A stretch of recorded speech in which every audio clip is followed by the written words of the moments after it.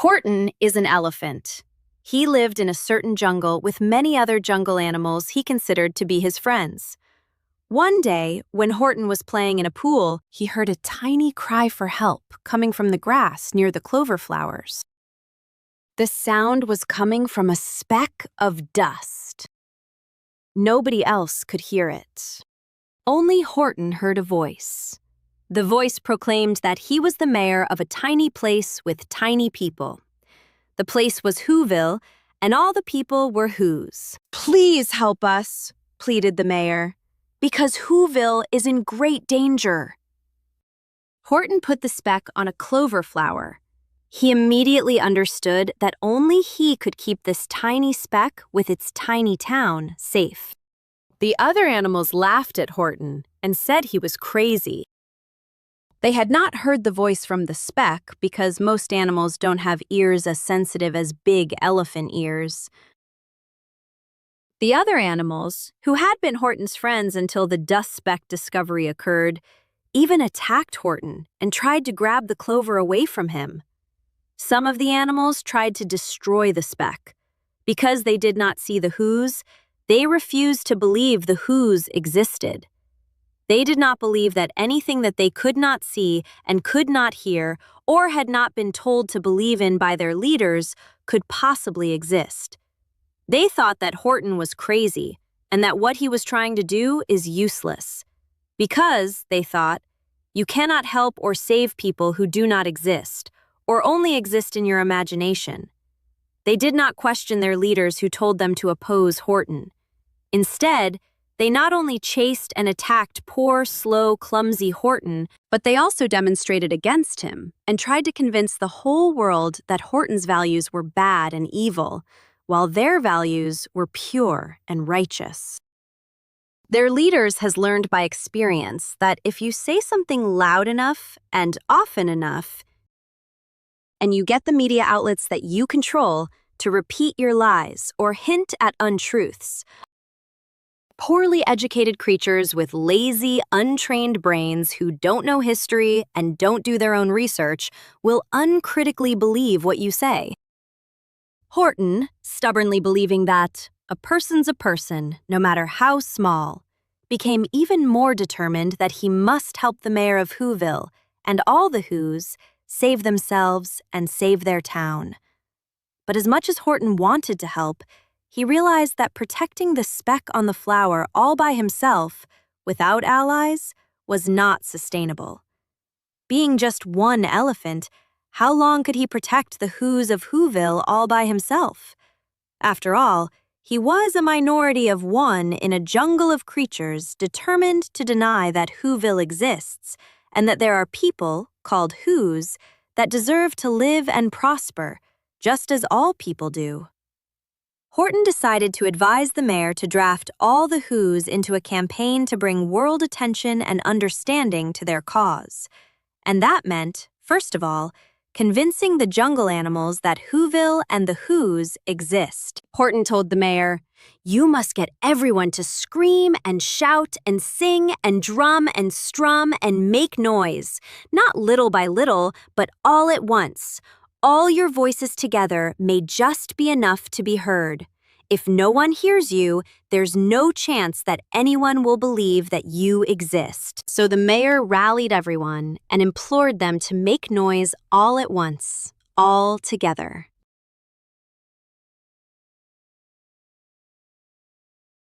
And they all did, well, almost all. But the jungle animals still couldn't hear any noise coming from the speck.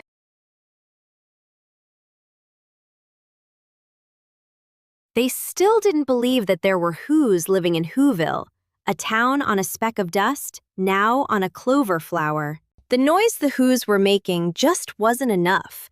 Convincing the animals would be very tough. Why? Because there was one shirker that didn't make any noise. One shirker that didn't join the army of vocal and local defense. All the other Whos were risking their vocal cords, but this one tiny shirker decided that if everyone was making noise, they didn't need him. But he was wrong. This one little shirker didn't realize, or chose to ignore, that his voice was needed, no matter how small.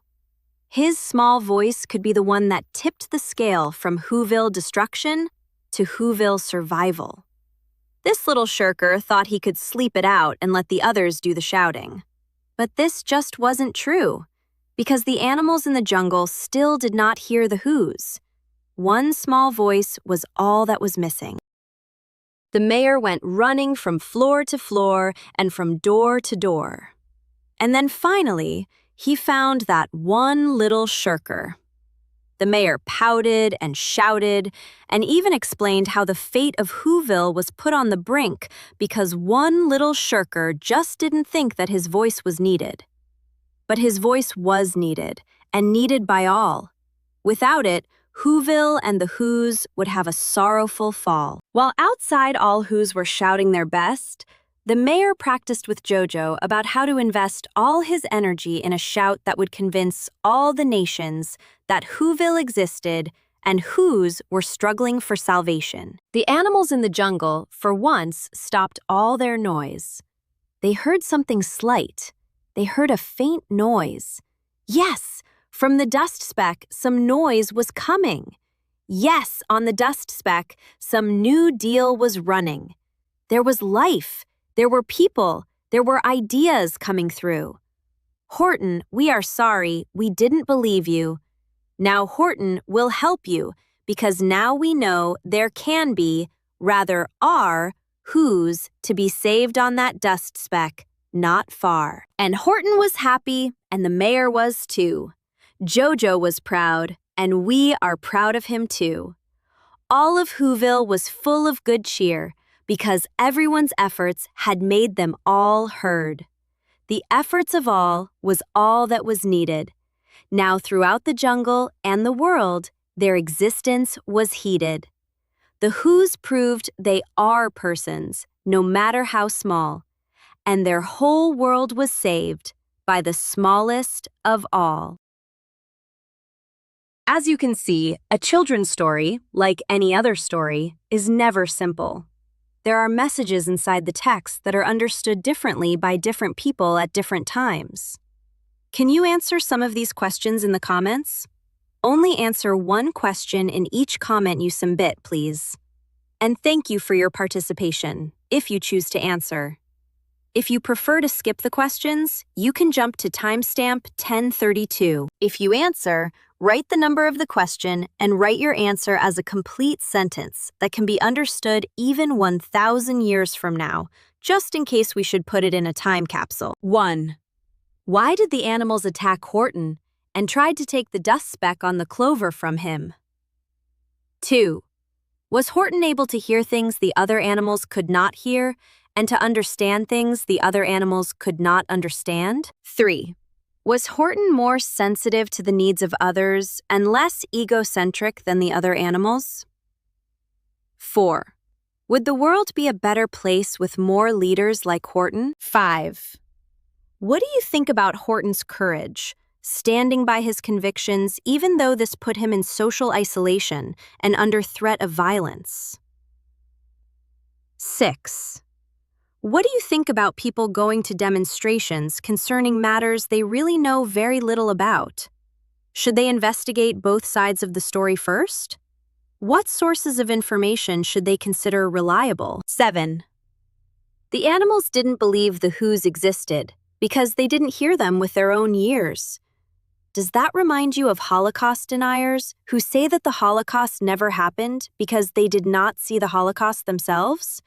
Or October 7th, 2023 massacre deniers that do not believe in that the massacre occurred because they were told it did not happen by the enemies of Israel? Are the enemies of Israel a reliable source on this subject? 8. What lesson about working together for the survival of the country can a country like Israel learn from the Whos? Can it learn that no one should shirk responsibility for the defense of the country because every individual can make a contribution that makes a valuable difference in the outcome? Can it learn that all citizens should take an equal responsibility for the defense, reputation, and economy of the country, according to their abilities and talents, of course. Can they learn that no individual should just sleep through the hard times, depending on others to do the work and take responsibility? 9. How does it work in your country? 10. Should people follow political or so-called moral leaders blindly? Or should they listen to them critically and check out what they are saying against the opinions and statements of their opposition? 11. What other questions would you like to see here? Now read the book! It's a little different than this video, and your children will love it forever. Horton Hears a Who by Dr. Seuss.